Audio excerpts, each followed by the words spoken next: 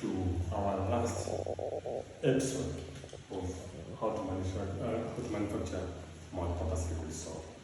Remember, it's a synthetic, not organic, a synthetic. So we already saw what we need. We have seen the chemicals we need. Now we want to see the procedures. How do we make those chemicals into reality? Not just certain chemicals. Now we are going to have a finished product. One, the first step you need to do is measure all your chemicals.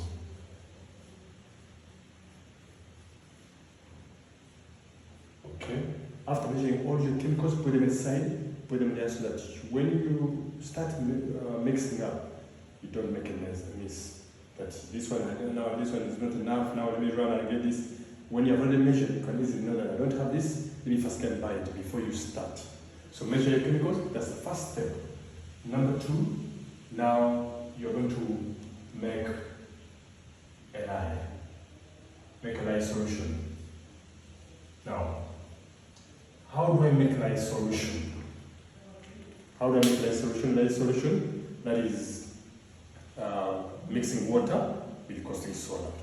So, let me put it in bucket. Mixing water. This is water with caustic soda. Okay? So, now, how many grams do I need when I'm making this amount of liquid salt? I need 70 grams of caustic soda. Only, you already know, you have 20 liters of water. So this 20 liters of water, or 30, depends on the amount, how thick you want. Remember, why am I saying 20 to 30? This will depend to the thickness of liquid salt you want to give out to your customers. So you have already measured your amount of water, you just get a part from that, and then you mix it with caustic soda. So you only need 70 grams of caustic soda, which you put in the bucket. Okay? Put it in the bucket, and then in the small bucket, remember when I talked about the small bucket? Put that bucket, and then add in water. Don't put caustic soda in water, but put water in caustic soda. In other words, caustic soda first in the bucket, then water comes next. Then you put in, and you stir well. As we shall see now practical. Then, after making your lye, add sulfuric acid into lye solution.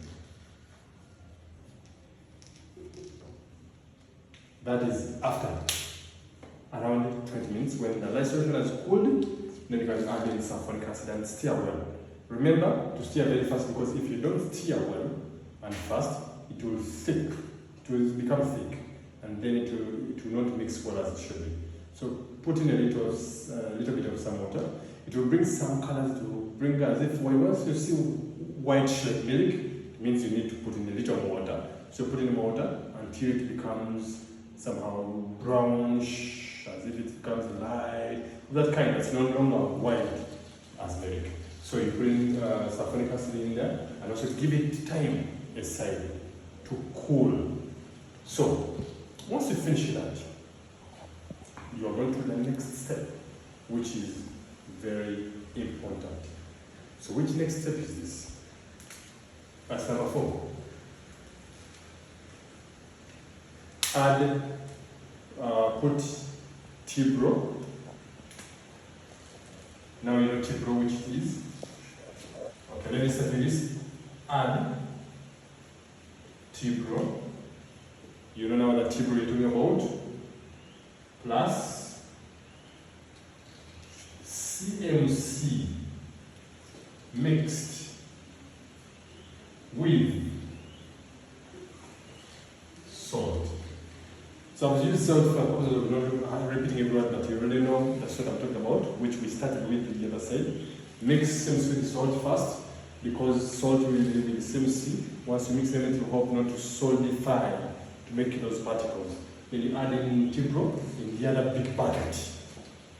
In a big bucket. And stir well until it makes a paste. Paste, you can call it posho, kaunga. People in Ghana can know what kaunga means. If you're in Kenya or Ugali, let's make that paste. Then you add in some water.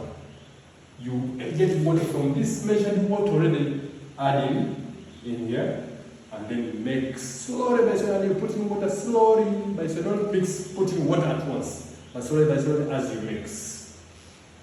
Now, after adding in water, you have mixed. Let us give it number 5 for purpose of your record. Add some water slowly by slowly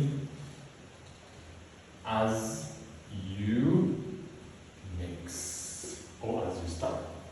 Then, before you finish all the water, add the sulfonic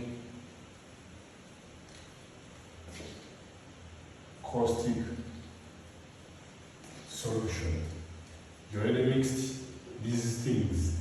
Here, on number 3, you already mixed them, so you bring that. Call it number 3 here. You add it in that bucket and start. When you add it, it is going to, in the big bucket, when you add it, it is going to become thicker. So make sure you keep on mixing and stir until everything is together. Once you have put all the things, you have mixed them, you are going to go to number 7. Add the color preferred. If you want green, do that. Remember, mix in water first. First dilute it before you put it in soap. So it avoids to make those particles inside the soap. So mix it in water, then you pour it in there. Then add the perfume. Preferred. Remember, every step, you keep on stirring. So after that, the last step you will do before your package, allow me to put it here because I don't want to waste time here, is add a preservative. Let me just be straight, because I told you we're going to use caustic soda, citric acid, add citric acid. Also, citric acid, add in water first. First dilute it, then you put in salt. Now, before I go, some of you I know you are asking, why is he not giving us the amounts? He just gave us the amounts of caustic soda. His own intention. I wanted to fast follow the procedures, then I show you the amounts. Now, how many grams do I need of sulfuric acid in the 70 grams? You only need 500 grams of sulfuric acid in 70 grams of caustic soda. Remember, this and this are supposed to be together. Now, Tibro, you only need 500 grams of Tibro. And CMC, you only need 100 grams of CMC. And salt, I only need 500 grams. Again here, salt and Tibro are supposed to balance. If these two things they don't balance, they will make soap to be watery. Your soap will not be of good quality. So make sure these two things are of the same quantity. This one and this are supposed to balance at all. If you make more of this sulfuric, it's going to be more of acids. If you make more of this 70 more of this caustic soda becomes more than 70, it's going to be blue. That's more of alkaline. Remember, caustic is an alkaline, and sulfuric acid or abisa is an acid. And these two things are the ones that are making soap, nothing else. So, how many do we need for citric acid? Only 10 grams is enough for citric acid. Color, I've already given it a water. Perfume, I've already given the water. Preferred. It's you who knows the amount of perfume that your clients prefer. It's you who knows the amount of color your clients prefer. Remember, colors differ. Now the question is, one of the things that happens is people don't know which kind of color we use. When we are making liquid soap, we use water-based color. Liquid soap, we use water-based. There is water-based, but here we use water-based. So make sure that here you don't make a mistake when you're buying color. You ask for water-based color. So once you go through this procedure, you have already started to a good step of making quality liquid soap. You have already measured here your pH. That step will not be here. Now, next time we shall go and do two things. We shall see how do we check for the pH, that is after this and this. How do we measure the pH? Then we shall also see what things do I need to follow if I'm to get UNBA's certification. So that episode will show us those things, and then we shall know what shows that alkaline is more than acid. Thank you. See you in the next episode Sunday. God bless you.